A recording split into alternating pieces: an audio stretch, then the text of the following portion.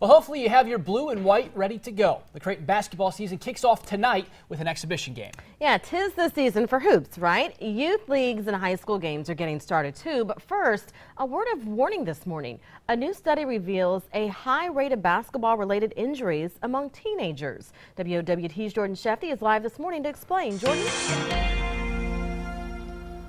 David and Cerise, basketball is one of the most popular sports among kids. One study reveals that 40% of boys and 25% of girls play competitive hoops. But some new research shows that teens are more likely to break a bone playing basketball than any other sport. A study done by researchers at Nationwide Children's Hospital found 2.5 million teens suffered basketball-related injuries between 2005 to 2011. And more than half of those injuries were treated by emergency departments rather than athletic trainers. The study found that only about 42% of high schools have an athletic trainer on staff, and therefore a lot of players wind up in ERs and urgent cares for what are sometimes minor injuries.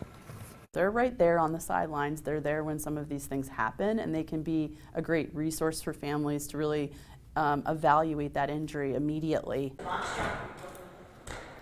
In turn, the study is calling for more athletic trainers at high schools to more efficiently treat injuries and only send players to the hospital when necessary.